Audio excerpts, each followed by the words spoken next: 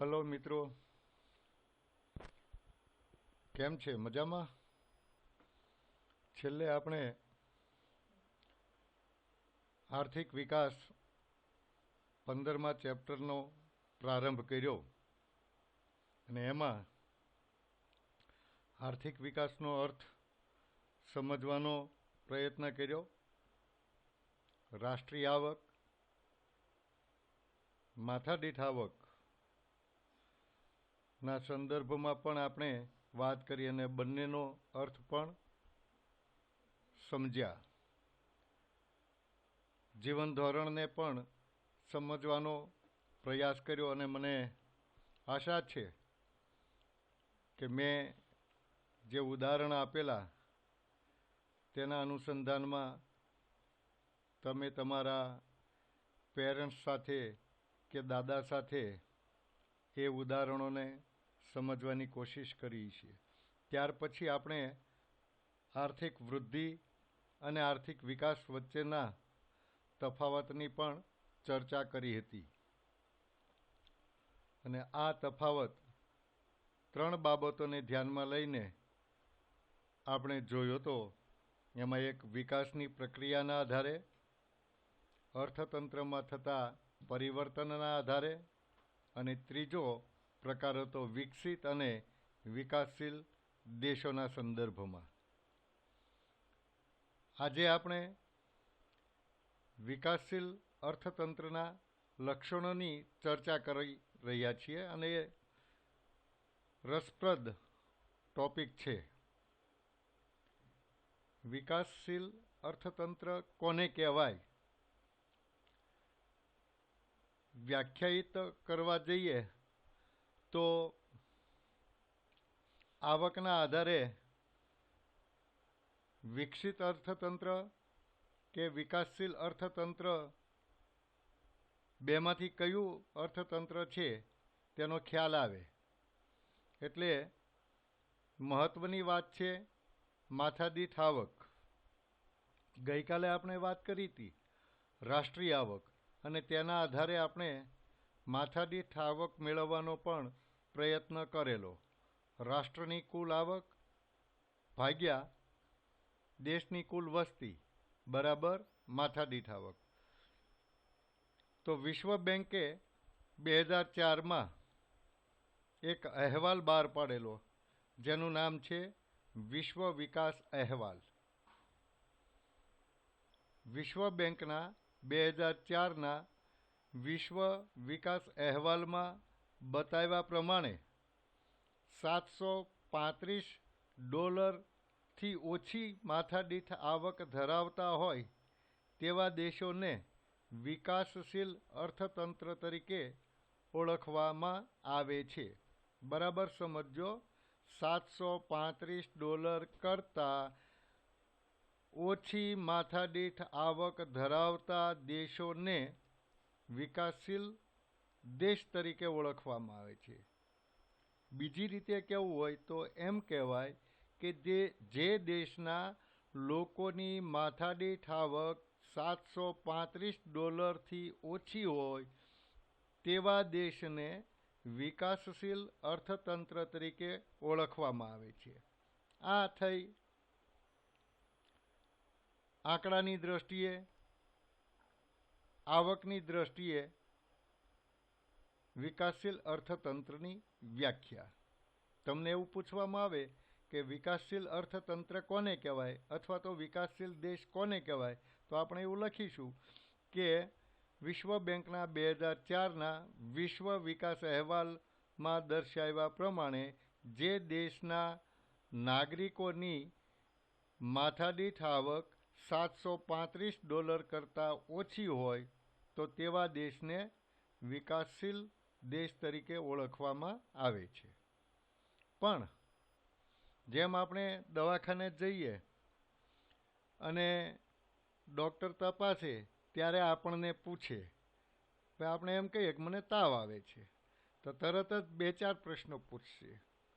ઠંડી લાગીને આવ્યો તો? તમને ભૂખ લાગે છે? ચક્કર આવતા હતા? માથું દુખે છે? હાથ પગ દુખે છે, શરીરમાં કળતર થાય છે, આવું બધું કેમ પૂછતા હશે ડૉક્ટર? એ એટલા માટે પૂછે છે કે એના આધારે એને ખબર પડશે કે કયા પ્રકારનો તાવ છે. સાદો તાવ છે, મેલેરિયાનો છે, કે પછી ટાઇફોઇડ થવાને કારણે તાવ આવ્યો છે, એ ખ્યાલ આવશે. આવા લક્ષણો હોય. એમ અહીંયા વિકાસશીલ અર્થતંત્રના પણ કેટલાક લક્ષણો છે. આપણે સાદી ભાષામાં કહીએ ને, એ લખણવંતો છે, લખણાળો છે. એટલે કે અમુક પ્રકારના લક્ષણો હોય એટલે ખબર પડી જાય કે આ આવો જ છે. એમ આ અર્થતંત્રમાં પણ એવું જ છે. દેશોમાં આપણને જોવા મળે, વિવિધ દેશો દુનિયાના જે છે એમાંથી કયા દેશના કેવા લક્ષણ છે તેના આધારે આપણને ખ્યાલ આવી જાય કે આ દેશ વિકાસશીલ છે કે વિકસિત છે. અહીંયા વિકાસશીલ અર્થતંત્રના લક્ષણો આપણે જોવાની કોશિશ કરવાની છે અને એ 9 લક્ષણ છે. 9 લક્ષણોની આજે આપણે અહીંયા ચર્ચા કરીશું. એમાં પહેલું છે નીચી માથાદીઠ આવક. વિકાસશીલ અર્થતંત્રોનું નાડી તપાસીએ એટલે તરત જ એક લક્ષણ દેખાય છે, નીચી રાષ્ટ્રીય આવક. આવા દેશોની કે અર્થતંત્રોની રાષ્ટ્રીય આવક નીચી હોય અને સામે વસ્તી વૃદ્ધિનો દર વધુ હોય. બરાબર સમજો. એક તો રાષ્ટ્રીય આવક નીચી, વસ્તી વૃદ્ધિ દર વધુ હોય, એટલે કે જેટલી રાષ્ટ્રીય આવક વધે છે એના પ્રમાણમાં વસ્તી વધારે વધી જાય છે અને તેને કારણે માથાદીઠ આવક નીચી રહે છે. વસ્તી વૃદ્ધિનો દર વધુ છે એનું કારણ શું? તો કે શિક્ષણનું પ્રમાણ ઓછું હોય, સમજદારી ન હોય. ઘણા બધા વસ્તી વૃદ્ધિના કારણો છે, એની નિરાતે વાત કરીશું. પણ આપણે ટૂંકમાં એટલું સમજવાની કોશિશ કરીએ કે વિકસિત અને વિકાસશીલ બે દેશો જે છે એમાંથી વિકાસશીલ અર્થતંત્રો જે છે એ અર્થતંત્રોની રાષ્ટ્રીય આવક નીચી છે અને આવા અર્થતંત્રોના લોકોમાં વસ્તી વૃદ્ધિનો દર વધુ છે.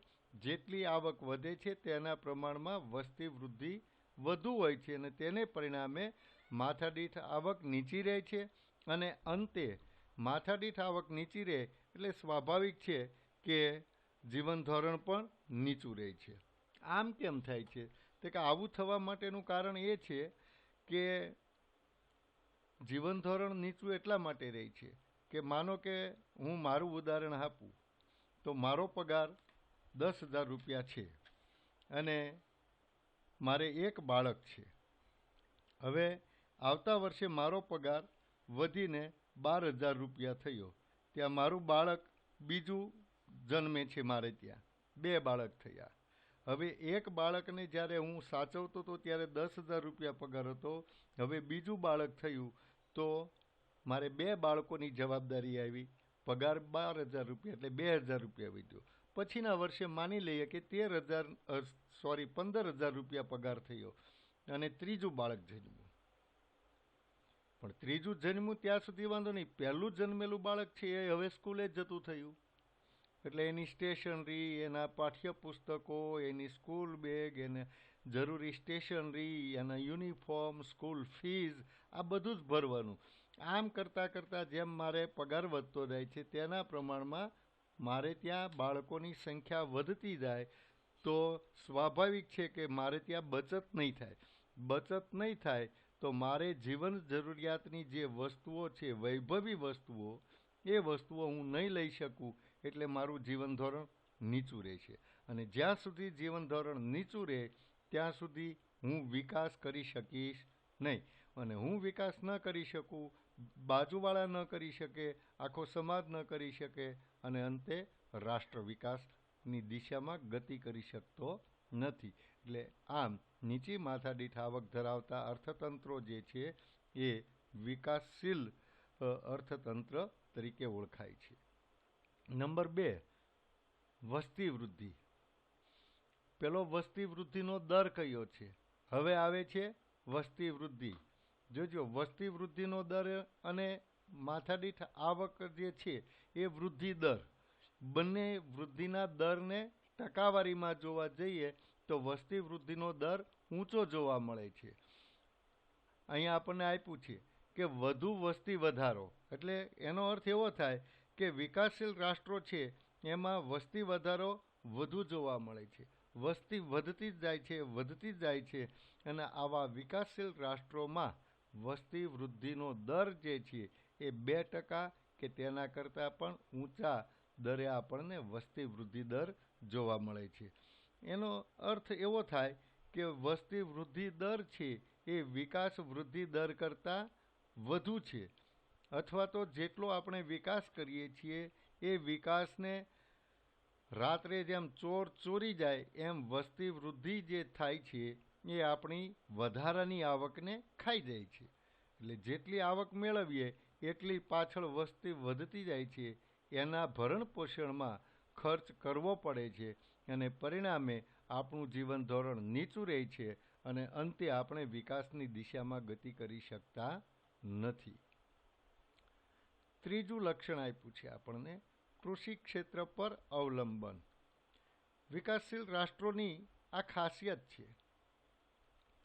આવા જે વિકાસશીલ રાષ્ટ્રો છે, ભારત છે, પાકિસ્તાન છે, બાંગ્લાદેશ છે, બર્મા છે, નેપાળ છે, ભૂતાન છે, આપણી આસપાસના જે દેશો છે તે, અને આફ્રિકન કન્ટ્રીઝ, એ બધા દેશો કેવા છે કે એ દેશના લોકોની મુખ્ય આર્થિક પ્રવૃત્તિ ખેતી હોય છે. એટલે કે મોટા ભાગના લોકોનું કામ ખેતી પર આધાર રાખે છે.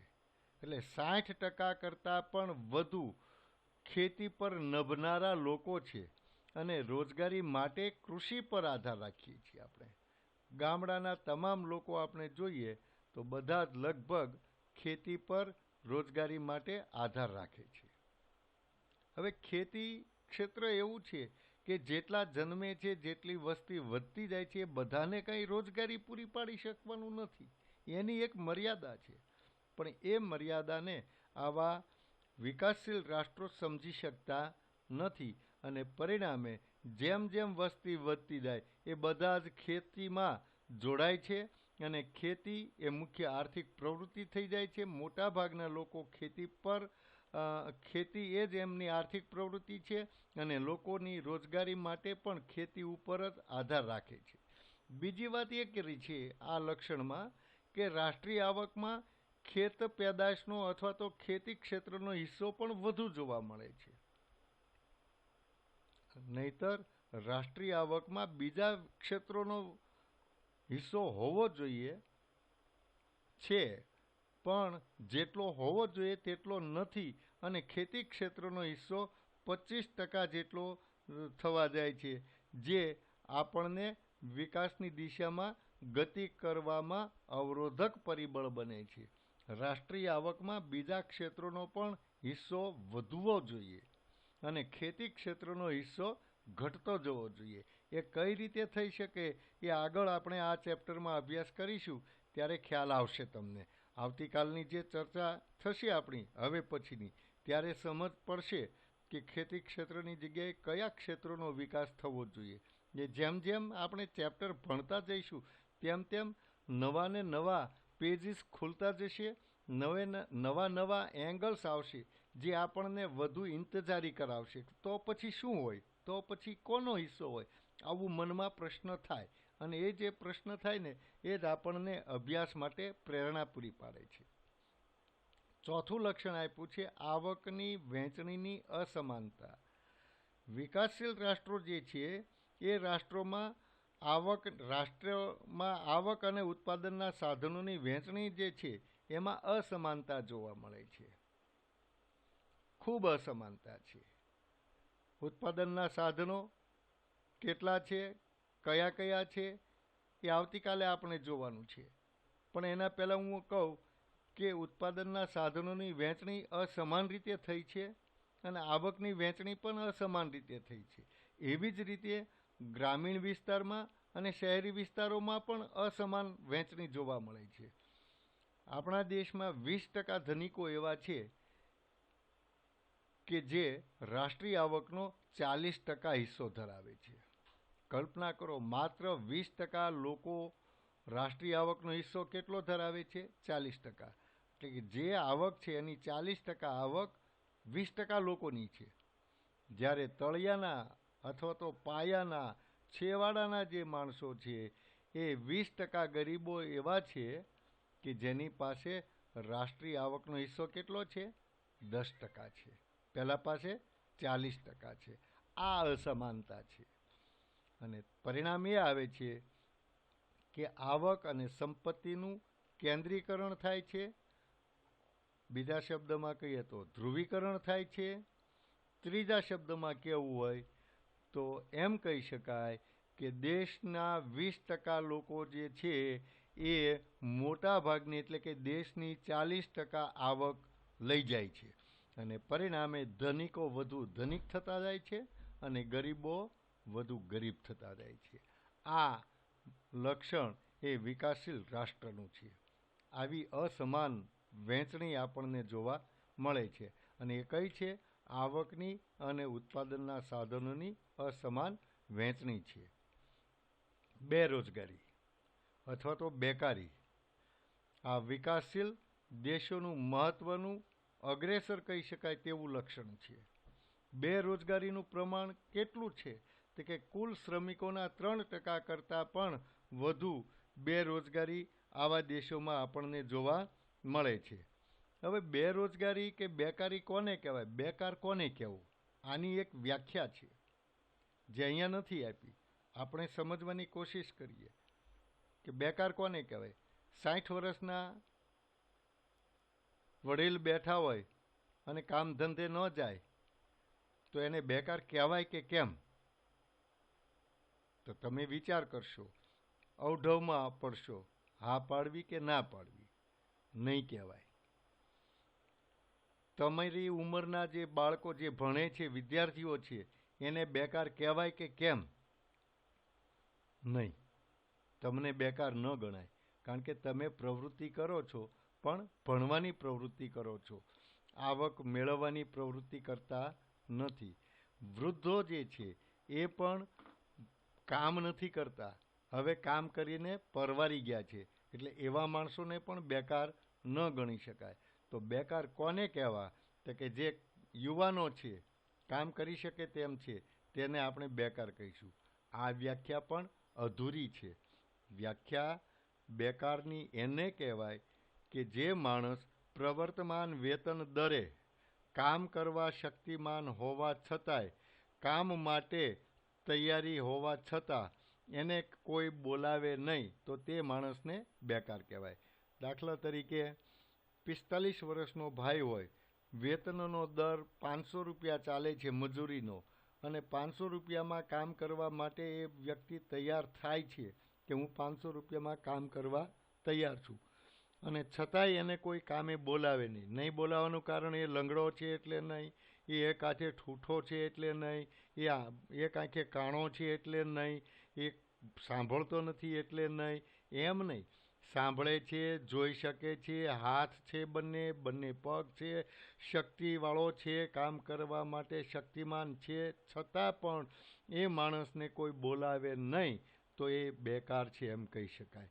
આવા બેકારોનું જે પ્રમાણ વધુ હોય એને આપણે કહીશું બેરોજગારી. આવા વિકાસશીલ અર્થતંત્રોમાં કે વિકાસશીલ દેશોમાં આ બેકારીનું કે બેરોજગારીનું પ્રમાણ વધુ જોવા મળે છે. અને આવા દેશોમાં મોસમી બેકારી અથવા તો મોસમી બેરોજગારી, છુપી બેરોજગારી અને ઔદ્યોગિક બેરોજગારી જેવી બેરોજગારીઓ જોવા મળે છે. તો આ 3 શબ્દો આપણને નવા મળ્યા. મોસમી બેરોજગારી કોને કહેવાય? છુપી બેરોજગારી કોને કહેવાય? અને ઔદ્યોગિક બેરોજગારી કોને કહેવાય? અને આ બધી જ બેરોજગારીઓ લાંબા ગાળાની છે. ત્રણેય શબ્દોને આપણે સમજવાની કોશિશ કરીએ. મોસમી બેરોજગારી પહેલાં આપણે જોયું, ત્રીજું લક્ષણ આપણે જોયું હતું કે મોટા ભાગના લોકો કૃષિ ક્ષેત્ર પર રોજગારી માટે આધાર રાખે છે. તો આપણી કૃષિ ક્ષેત્ર કેવું છે ભારતનું? આપણે ભારતની ચર્ચા કરીએ છીએ અથવા ભારતના સંદર્ભમાં વાત કરીએ છીએ. આપણી આસપાસના પાડોશી રાષ્ટ્રો પણ ભારત જેવું જ અર્થતંત્ર છે, એટલે એ લોકોને પણ આ લક્ષણ લાગુ પડે છે કે ભાઈ કૃષિ ક્ષેત્ર પર આધાર રાખીએ છીએ રોજગારી માટે, અને કૃષિ ક્ષેત્ર જે છે એ આપણું આકાશી કૃષિ ક્ષેત્ર છે. વરસાદ પડે અને વાવણી થાય, વાવણી થઈ, મોસમ આવી, પાક લેવાઈ ગયો, પછી વરસાદ આવતો નથી, વાર્તા પૂરી થઈ ગઈ. પછી આપણે આખું વરસ બેકાર રહેવાનું. એટલે આને કહીશું આપણે મોસમી. જ્યારે મોસમ હોય ત્યારે રોજગારી મળે, મોસમ પૂરી થઈ જાય પછી રોજગારી મળતી નથી. આવું કેમ થાય છે? તે કે આપણા દેશમાં જોઈએ તેટલા પ્રમાણમાં સિંચાઈનો વિકાસ થયેલો જોવા મળતો નથી. પરિણામે આપણે બારે માસ ખેતીના પાકો લઈ શકતા નથી. ચોમાસાની ઋતુ દરમિયાન જ આપણે પાક લઈ શકીએ છીએ. એટલે 4 મહિના કૃષિ ક્ષેત્ર પર જે રોજગારી માટે આધાર રાખે છે એને 4 મહિના રોજગારી મળે છે. બાકીના 8 મહિના સુધી બેકાર રહેવું પડે છે, બેરોજગાર રહેવું પડે છે. આ એને લક્ષણ છે. આને આપણે મોસમી બેરોજગારી કહીશું, છુપી બેરોજગારી. હમણાં મેં ઉદાહરણ આપ્યું કે ભાઈ મારો પગાર વધે. હવે મને થોડી વાર ભૂલી જાઓ કે હું શિક્ષક છું એમ નહીં, હું ખેડૂત છું અને અમે 2 જણ અને મારું એક બાળક, અમે કુલ 3 વ્યક્તિ ખેતીમાં કામ કરીએ છીએ. હવે મારે ત્યાં જે નાનું બાળક હતું, ધીમે ધીમે દિવસો જતાં જતાં એ મોટું થયું અને લગભગ 15 વર્ષની ઉંમરનું થાય છે. એટલે એને રોજગારી માટે હું સ્કૂલે તો મોકલતો નથી, કારણ કે વિકાસશીલ અર્થતંત્રનો માણસ છું. મારે ત્યાં ભણવાની, શિક્ષણની સુવિધાઓ ગામડામાં નથી. એટલે શું કરશું? છોકરા મોટા થાય એટલે ખેતી કામમાં લગાવી દઈએ. અને એ જે ખેતી કામમાં લાગે છે, પરિણામ એ આવશે કે અમે 3 વ્યક્તિ કામ કરતા હતા, હવે કુલ 4 વ્યક્તિ કામે લાગ્યા. હવે જે કામ અમે 3 વ્યક્તિ કરતા હતા અને એક ખાંડી ઘઉંનું ઉત્પાદન થતું હતું, 4 જણ કામ કરીએ છીએ તો પણ એક ખાંડી ઘઉંનું ઉત્પાદન થાય છે. માણસ એક વધ્યો પણ ઉત્પાદનમાં વધારો જોવા મળતો નથી. અથવા તો જે ખેતરમાં 5 માણસો કામ કરે છે એમાંથી 2 માણસોને ખસેડી લેવામાં આવે અથવા તો એમાંથી લઈ લઈએ અને છતાંય કુલ ઉત્પાદનમાં કોઈ ફેરફાર ન થતો હોય, તો આવી બેરોજગારીને છુપી બેરોજગારી કહેવાય.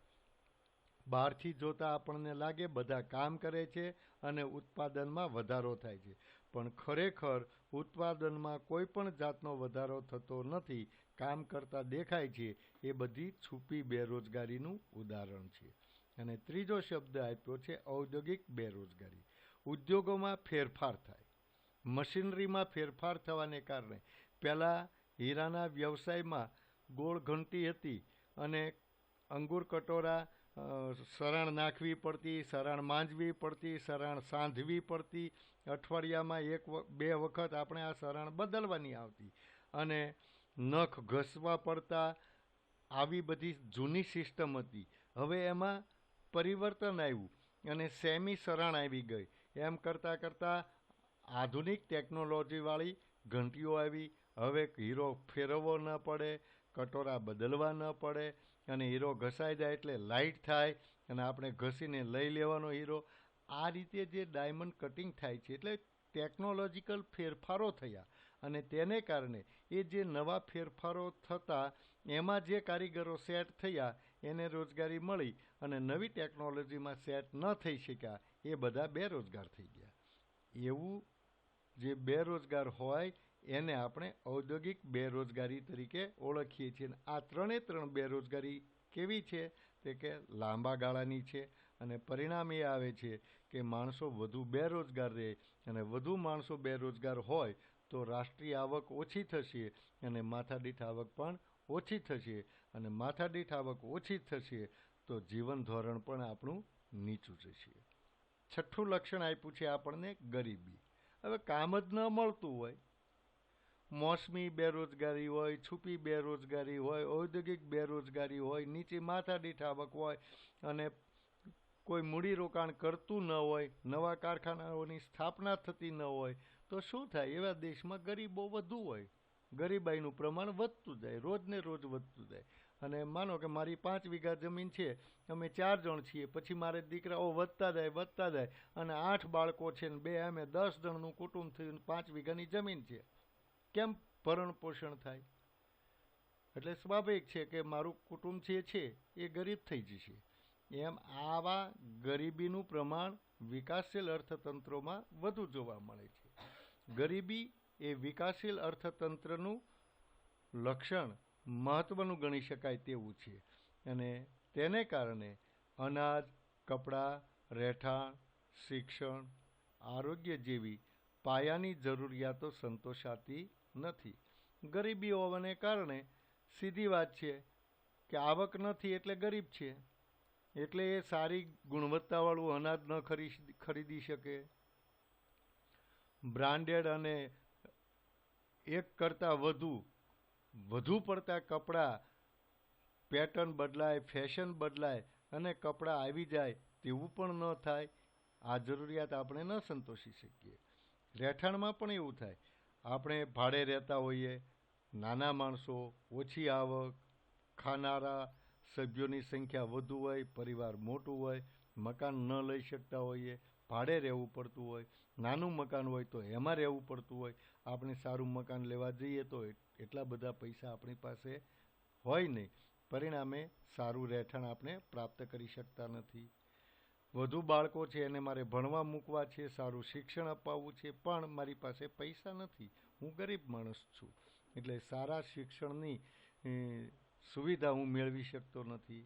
માંદા પડે તો સારી એવી હોસ્પિટલમાં, ખાનગી હોસ્પિટલમાં એક્સપર્ટ ડૉક્ટર પાસે મારે સારવાર લેવી છે તો એવી સારવાર હું નહીં લઈ શકું. એટલે આરોગ્ય જેવી પાયાની જે આ કહી શકાય એવી જરૂરિયાતો છે, એ જરૂરિયાતો વિકાસશીલ અર્થતંત્રના લોકો સંતોષી શકતા નથી. અને આથી આવા લોકો ગરીબ ગણાય છે. અને વિકાસશીલ દેશની વસ્તીના 33% લોકો ગરીબ છે. 33%. હવે કલ્પના કરો 33% એટલે કેટલા થાય? 1 અબજે 33 કરોડ લોકો થાય. આપણા દેશની વસ્તી 1.25 અબજ કરતાં વધુ છે. તો મિનિમમ હું કહું તો 33 કરોડ લોકો એવા છે કે જે આ દેશમાં ગરીબ છે. અને આ ગરીબ કેવા? કે જે ગરીબી રેખા હેઠળ જીવનારા. આ એવા લોકોની હું વાત કરું છું જેને અનાજ નથી મળતું, 3 ટાઈમ ખાવાનું ન મળતું હોય, કપડાં ન મળતા હોય, રહેવા માટે એને મકાન નહીં પણ ઝૂંપડામાં રહેતા હોય, એને વીજળીના બલ્બ ન બળતા હોય એના ઝૂંપડામાં, તેલનો દીવો થયેલો હોય, એના બાળકો ભણવા પણ ન જતા હોય, માંદા પડે તો દવાખાને ન લઈ જતા હોય. આ બધા જે છે એ ગરીબી રેખા હેઠળ જીવનારા 33% લોકો, એટલે 33 કરોડ લોકો આવા ગરીબ લોકો છે. ક્યાં વિકાસની વાત કરવી આમાં? 7મું લક્ષણ આપ્યું છે દ્વિમુખી અર્થતંત્ર. દ્વિમુખી એટલે 2 મોઢાળું. આપણે આંધળું હોય ને, સાપ હોય એને એક બાજુ મોઢું હોય. બધા જીવોને લગભગ એક જ મોઢું હોય, પણ આંધળું છે ને 2 બાજુ સરખું હોય. આગળ ચાલે ને પાછળ ચાલે સાલું. હા, અળસિયા જેવો. અળસિયાનો બાપ એટલે આંધળું. અળસિયાનો ટુકડો થઈ જાય 2 ટુકડા જીવે અને 2 મોટા થાય. એમાં આંધળું એવું છે, એવું જ આપણું અર્થતંત્ર છે. દ્વિમુખી છે, 2 મોઢાળું છે. એક તરફનું મોઢું કેવું છે એની વાત કરીએ, પછી બીજા તરફનું મોઢું કેવું છે તેની વાત કરીએ. અર્થતંત્રનું સ્વરૂપ દ્વિમુખી જોવા મળે છે. એક બાજુનું મોઢું કેવું છે તો કે ગ્રામીણ વિસ્તાર તરફનું, અને બીજી બાજુનું મોઢું કયું છે તો કે શહેરી વિસ્તાર તરફનું. ગ્રામીણ અને શહેરી વિસ્તાર બંને પ્રકારના વિસ્તારો આપણને ભારતમાં જોવા મળે છે. એટલે આ લક્ષણ આપણને લાગુ પડે. પાછું શહેરી વિસ્તારની અને ગ્રામીણ વિસ્તારની સમસ્યાઓ પણ અલગ અલગ છે. જો ગ્રામીણ વિસ્તારની પછાત ખેતી, ગ્રામીણ વિસ્તારના લોકો રોજગારી માટે શેના પર આધાર રાખે તો કે કૃષિ પર. તો આપણું કૃષિ ક્ષેત્ર, ખેતી ક્ષેત્ર એ પછાત છે. આકાશી ખેતી છે, સિંચાઈની સગવડ નથી, અને જે ખેતી થાય છે તેમાં જૂના યંત્રો છે. એ જ આ હેંગડેગર વખતના આતાવારીના જૂના હળ, જૂના ઓજારો, એમાં કોઈ ફેરફાર નહીં. અને જે ફેરફાર થયા છે એ બહુ મુઠ્ઠીભર લોકોના ખેતરમાં આપણને યંત્રોમાં ફેરફાર જોવા મળે છે. એ કયા? તે હમણાં આપણે વાત કરી હતી તે આવકની અસમાન વહેંચણીની વાત કરી તે કયા? 20% ધનિક લોકો જે છે એમના ખેતરોમાં આધુનિક ટેકનોલોજી આવી ગઈ છે. ના મોટા ભાગના ખેડૂતો એવા છે કે જૂના યંત્રોથી ખેતી કરે છે, રૂઢિચુસ્ત સામાજિક માળખું છે, અને પરિણામ એ આવે છે કે ઉત્પાદન પણ ઓછું થાય. એટલે આ ગ્રામીણ વિસ્તાર તરફનું મોઢું, આપણા અર્થતંત્રનું એક મોઢું આવું છે કે જે ગ્રામીણ વિસ્તાર છે એની વ્યવસાય ખેતી છે, રોજગારીનો આધાર ખેતી પર રાખે છે, અને ખેતીના ક્ષેત્રમાં જૂના યંત્રો છે, રૂઢિચુસ્ત સામાજિક માળખું છે. આપણે જેટલા આધુનિક વિચારોને માનીએ છીએ અને સ્વીકાર્યા છે એટલા વિચારોને ગ્રામીણ વિસ્તારમાં સ્વીકારાયા નથી. એટલે રૂઢિચુસ્ત સામાજિક માળખું છે અને પરિણામ એ આવે છે કે ઉત્પાદન ઓછું છે. એટલે સરકાર જ્યારે કામ કરે છે ત્યારે એક તરફ એને જ્યારે બજેટ બહાર પાડે છે કે કઈ યોજના નવી અમલમાં મૂકે ત્યારે એને ગામડાને પણ ધ્યાનમાં લેવું પડે છે. બીજી તરફ શહેરી વિસ્તાર, તો શહેરી વિસ્તારમાં તદ્દન ગ્રામીણ વિસ્તાર કરતાં વિપરીત વિરુદ્ધની પરિસ્થિતિના દર્શન થાય છે. શું થાય છે? તે કે શહેરી વિસ્તારોમાં આધુનિક ઉદ્યોગો, વિશાળ કાયા ધરાવતા ઉદ્યોગો, મસ્ત મોટા કારખાના. હજીરા તમે જાઓ, પેલા એક હનુમાનજીનું મંદિર છે ત્યાં તમે જાઓ, કેવા કારખાના, ક્રિવકો, ખાતરનું કારખાનું. અરે એક દિવસ જો ટ્રાન્સપોર્ટ ત્યાં બંધ રહે તો ઢગલા થાય, ડુંગરા થઈ જાય એટલું ખાતરનું ઉત્પાદન થાય. એસઆર સ્ટીલ કંપની, ક્રિવકો, ત્યાં નીત નવા કારખાનાઓનો ઓએનજીસી પણ ત્યાં પુષ્કળ પ્રમાણમાં કારખાના. ઉધનામાં જઈએ તો ત્યાં પણ એવા જ વિશાળ કાયા ધરાવતા કારખાના. એટલે કહેવાનો મતલબ કે બધા જ આધુનિક ઉદ્યોગો છે, નવી ઉત્પાદન પદ્ધતિ, નીત નવા યંત્રોના સંશોધનો થાય અને આધુનિક ઉત્પાદન પદ્ધતિથી ઉત્પાદન કરે એટલે સ્વાભાવિક છે કે આવક વધે. મેં હમણાં કહ્યું ને, હીરાના કારખાનાનું ઉદાહરણ આપ્યું. જૂની પદ્ધતિ અને અત્યારની પદ્ધતિ, તરત જ સુધારો આવી ગયો ડાયમંડ ફિલ્ડમાં, અને તેને કારણે નવી ઉત્પાદન પદ્ધતિ, આધુનિક યંત્રો, આવક વધુ આવક છે. એટલે સ્વાભાવિક છે કે આ લોકો વૈભવી જીવનશૈલી જીવી શકે છે. ગામડાના લોકો આવી સુખ સુવિધાવાળું વૈભવી જીવન જીવી શકતા નથી. એટલે આને કહીશું આપણે દ્વિમુખી અર્થતંત્ર. હવે સરકાર જ્યારે યોજના અમલમાં મૂકે, કંઈ કામ કરવું હોય, બજેટ બહાર પાડે ત્યારે એક બાજુ ગામડાને ધ્યાનમાં લેવાનું અને બીજી તરફ શહેરી વિસ્તારને ધ્યાનમાં લેવાનું. ઉદ્યોગોનો પણ વિકાસ થવો જોઈએ, કૃષિ ક્ષેત્રનો પણ વિકાસ થવો જોઈએ, પણ સામાજિક માળખું રૂઢિચુસ્ત છે, એમાં પરિવર્તન લાવતા વાર લાગે છે, સમય લાગે છે. શિક્ષણનો વ્યાપ વધે તો આ બધા ફેરફારો થઈ શકે. અત્યારની જ વાત કરું તો લોકડાઉન છે, છેલ્લા 2 મહિના થવા આવ્યા. લોકડાઉન હોવાને કારણે માણસોના મગજ કામ કરતા બંધ થઈ ગયા, આળસુ થવા લાગ્યા, અને આમ ઘૂમરીએ ચડ્યા બધા. નવરા બેસવાનું, ખાઈને સૂઈ જવાનું, ખાઈને સૂઈ જવાનું. શરીર વધે છે, વિચારે તો કંઈ પાટો બાંધે એમ નથી. એટલે સરકારે પેલું 20 લાખ કરોડ, થોડા રૂપિયાની શું વાત કરવી, હિસાબ જ કરવો, તમારું કેલ્સી નાનું પડવું જોઈએ દીકરા. 20 લાખ કરોડ રૂપિયાનું પેકેજ જાહેર કર્યું. હવે તમે એ પેકેજને વાંચજો. રોજ ન્યૂઝપેપરમાં આવે છે. આપણા નાણાપ્રધાન સીતારમણ એ રોજે કઈ રીતે આ પૈસા આપવામાં આવશે એની વિગતવાર જાહેરાત ન્યૂઝપેપરમાં આપે છે. એ બંને ફિલ્ડને ધ્યાનમાં લીધા, ગ્રામીણ વિસ્તારને ધ્યાનમાં લીધું અને શહેરી વિસ્તારને લીધું. જ્યારે વિકસિત રાષ્ટ્રો છે ને, એની એક મોટામાં મોટી ફાયદો એ છે કે એને એક જ તરફ ધ્યાન રાખવાનું કહ્યું તો કે ઇન્ડસ્ટ્રીયલ ડેવલપમેન્ટ, ઔદ્યોગિક વિકાસમાં ધ્યાન આપવાનું. કારણ કે વિકસિત રાષ્ટ્રો જે છે એની 3% અને વધીને 5%, એના કરતાં વધારે તો 8% કરતાં વધુ લોકો ખેતી પર આધાર રાખતા જ નથી. માત્ર 8% લોકો જ ખેતી પર આધાર રાખે. જ્યારે ભારત જેવા વિકાસશીલ રાષ્ટ્રમાં 60% લોકો, ક્યાં 8% અને ક્યાં આપણા 60%. આ જે તફાવત છે એ તફાવતને આપણે ઘટાડવાનો છે અને તમે જ કરી શકશો. તમે જ્યારે મોટા થાવ, યુવાન થાવ અને આ ભારત દેશની ધુરા તમારા હાથમાં આવે ત્યારે તમે અચૂકપણે આ કામ કરજો. આ જ કરવાનું છે આપણે.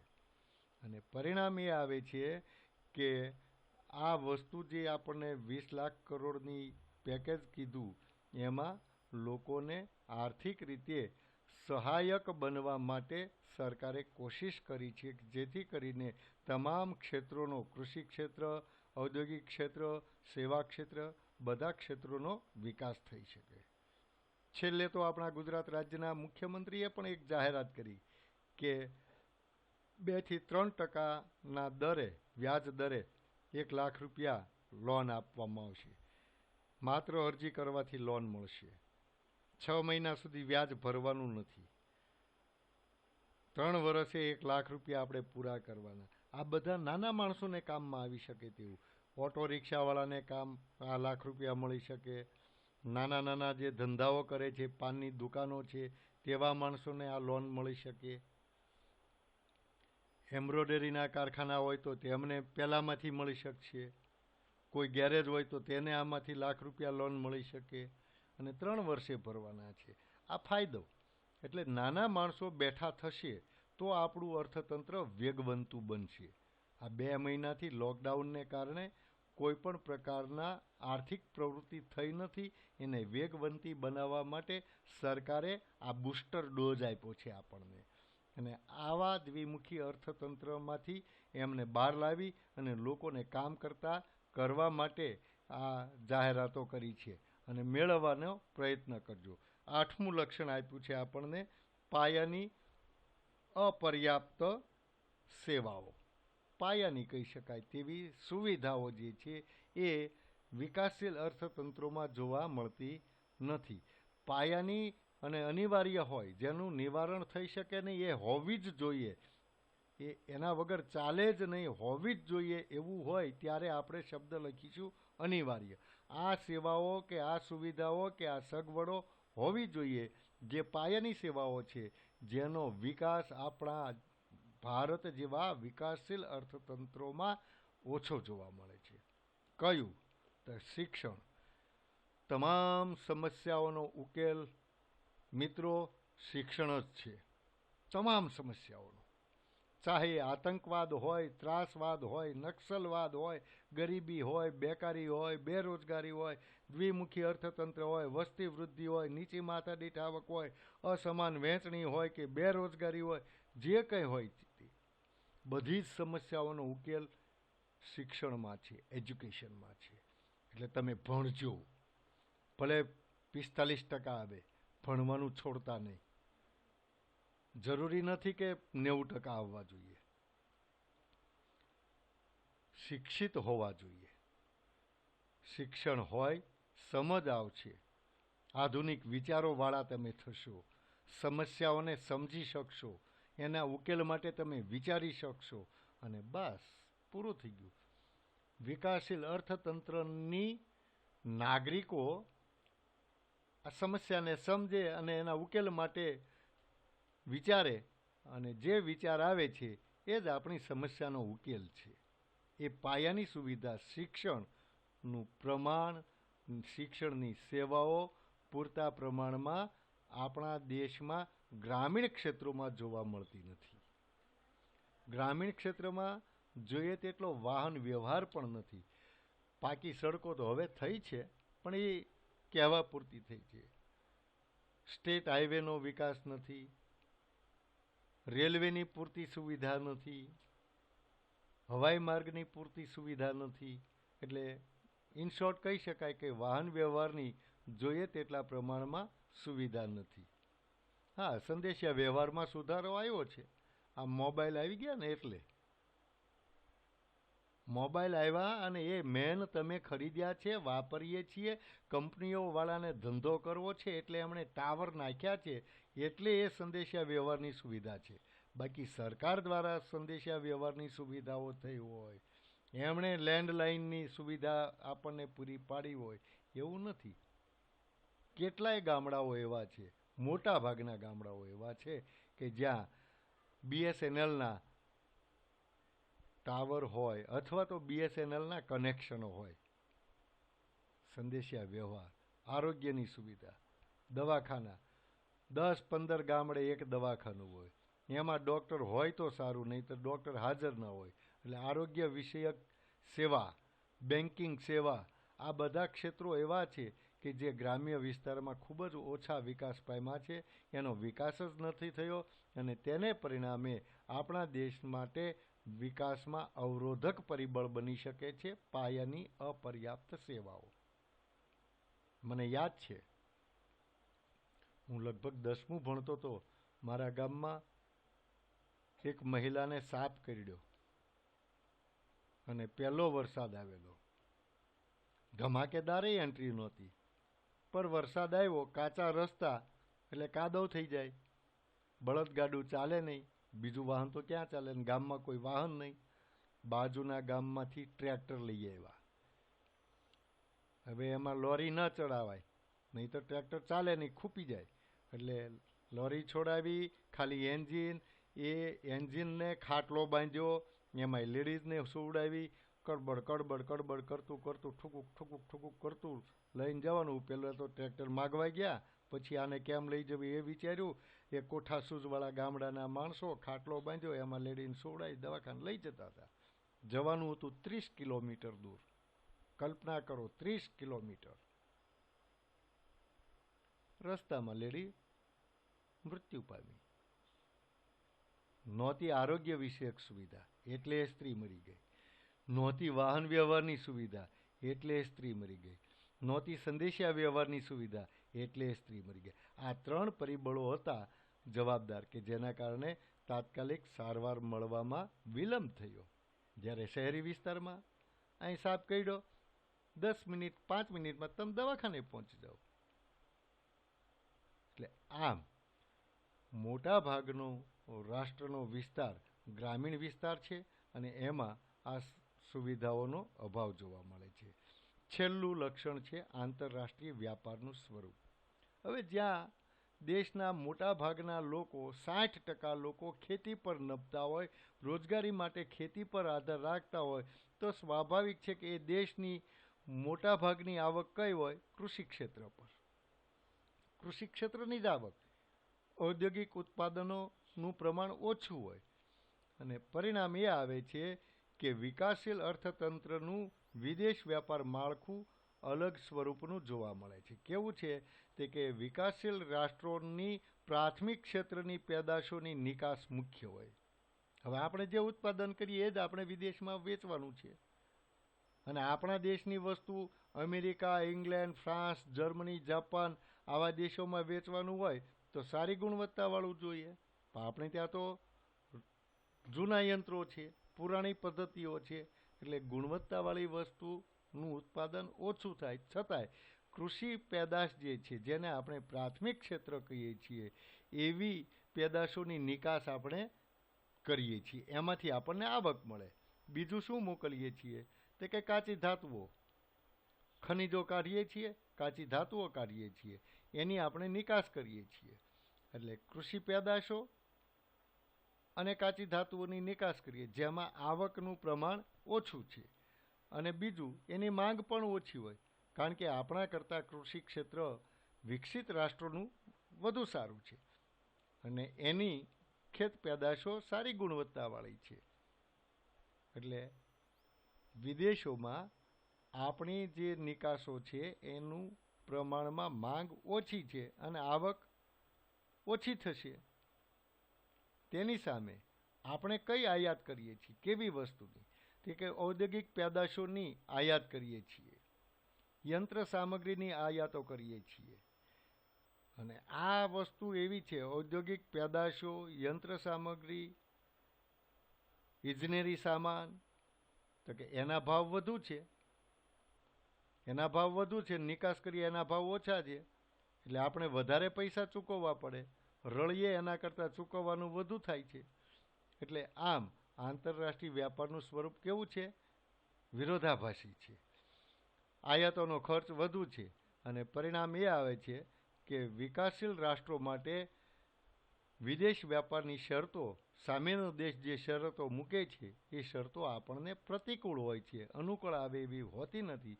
પરિણામે આપણે રોજને રોજ વર્ષોને વર્ષો સુધી વિદેશી દેવામાં ડૂબેલા રહીએ છીએ. આમ આ 9 લક્ષણ એવા છે કે જે વિકાસશીલ અર્થતંત્રની ઓળખ આપે છે. પહેલું નીચી માથાદીઠ આવક, બીજું વસ્તી વૃદ્ધિ, ત્રીજું કૃષિ ક્ષેત્ર પર અવલંબન, ચોથું આવકની અસમાનતા, આવક અને ઉત્પાદનની વહેંચણીની અસમાનતા, બેરોજગારી, ગરીબી, દ્વિમુખી અર્થતંત્ર, પાયાની અપર્યાપ્ત સુવિધાઓ અને છેલ્લું 9મું આંતરરાષ્ટ્રીય વ્યાપારનું સ્વરૂપ જે આપણને નુકસાનકારક છે. હવે પછી મિત્રો આપણે જ્યારે મળીશું ત્યારે ચર્ચા કરીશું આર્થિક અને બિન આર્થિક પ્રવૃત્તિ. કોને આર્થિક પ્રવૃત્તિ કહેવાય, કોને બિન આર્થિક પ્રવૃત્તિ કહેવાય, ભારતનું અર્થતંત્રનું માળખું કેવું છે અથવા તો ભારતીય અર્થકારણ કેવું છે. હવે આપણે આપણા દેશનું અર્થકારણ જોઈશું, અર્થતંત્ર જોઈશું અને ત્યાર પછી આપણે ઉત્પાદનના સાધનોની વાત કરીશું. ઓકે, અને સમય હશે તો ઉત્પાદનના સાધનોની ફાળવણી સંદર્ભે પણ ચર્ચા કરી લઈશું. કંટાળો તો નથી આવતો ને મિત્રો? જો આવતો હોય તો મેં નંબર આપ્યો છે, તમને કાંઈ એમ લાગે કે અહીંયા આવો ફેરફાર કરવા યોગ્ય છે તો તમે કોન્ટેક્ટ કરીને ફોન કરીને મને વાત કરી શકો છો. સમજ ન પડતી હોય તો પણ તમે પૂછી શકો છો. ફરી પાછો હું મારો નંબર આપું છું, તમને નોંધી લેશો. પ્લીઝ નોંધી લો. 98 793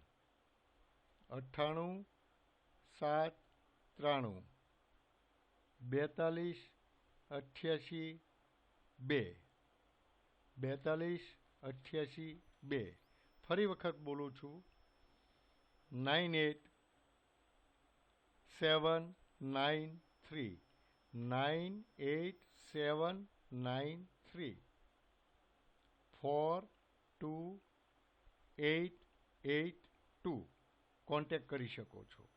okay, thank you very much. Thank you.